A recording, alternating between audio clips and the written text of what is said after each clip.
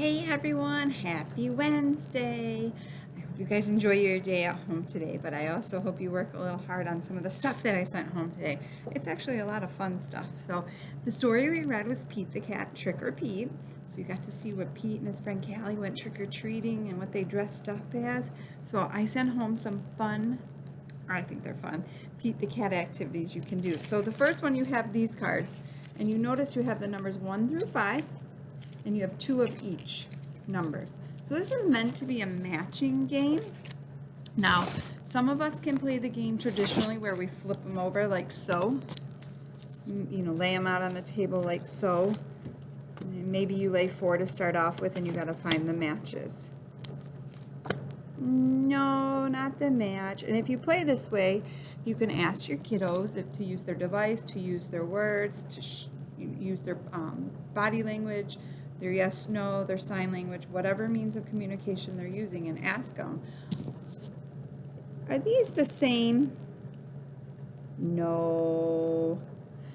And then we'd flip over and try. Now, so that's one way you can do it. Another way you could do it is hold up 2 different numbers, or say, I'm going to show you this number, the number 1, and then you hold up 2 numbers. I have a number 5 and a number 1. Where's the other number 1?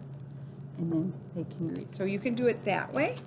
Lots of fun ways. We can just do identifying, holding up 2 different numbers. Give me the 1 instead of finding the same. You can work on putting them in order. That's a big one, but you could work on it if you wanted to. So this is the Pete the Cat number matching game, number identification game. So many different ways you can do it. Again, you can hang them up in the house. My blue tape's over there, but I use the blue painter's tape so it doesn't rip things off, doesn't ruin your walls. You could hang them on your furniture, your chairs, you lay them on the carpet, you could lay them down low. You could also, have them stretch to get it. You could put it down low. You can pass them back and forth. So if you're sitting across, you'd say, pass me the 5, and they have to reach forward. So they're sitting there using that cord, but they're also working on stretching. Maybe they're crossing midline to hand you the right number, or maybe they're crossing midline and they're stretching to get the right number, whichever way you want to do it. So you could do it sitting in a chair at the table, and the floor, walking around trying to find them. You could, you say we're going to find the number 5, and they have to walk around and try and find the number 5. So that's one game you can do. The other Pete the Cat game I sent is another matching game, but this is just pictures. So it's more like your traditional Pete the Cat, or traditional memory game rather, of flipping them over. But again, we're not all flipping them over and able to find. Sometimes that's too much for us to have that many pictures. It's overstimulating. Again, we can do this multiple ways, the same as the last one. I want you to find this Pete the Cat, and I hold up, maybe I hold up 3 this time, and show me where that Pete the Cat is, or I lay them in front of you and you could touch them.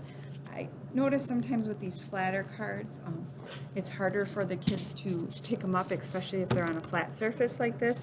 So you may just say, this is the Pete the Cat I want. Touch that Pete the Cat.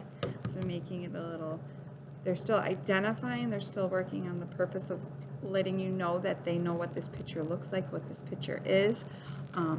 We're just not working on the grasping part. Now this is, sometimes maybe you hold a little bit up like this and they use that pincer grasp to go ahead and get it.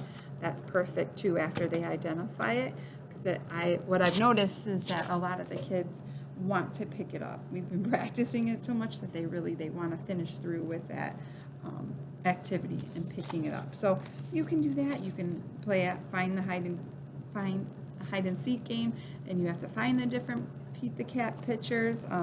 They're all laminated. Remember, these are all for you to keep. Whatever I send home in that, unless I ask back for it, is you guys to keep and practice and continue to work with it.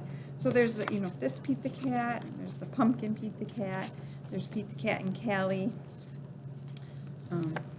There's 5 different ones. Pete the Cat and his friend surfing. That's what I want to be doing. Just kidding. I don't know how to surf. And then Pete the Cat on the moon. So Pete the Cat books, if you haven't read them or haven't read very many, are super fun and the kids really enjoy them. So that's activity number 2. So those are the couple. We'll stop here and I'll start a different video, because sometimes the longer the videos, the overwhelming they are. But those are the different ways you can get your speech in it, you can get your fine motor, your gross motor, and you're doing identification and your mathematics. So even though on the second set there's not math in there, there's no numbers in there, it is still math. Math is identifying, recognizing, and acknowledging. So that all together gets a lot of stuff. So I'll be back with the next set of activities. See you shortly.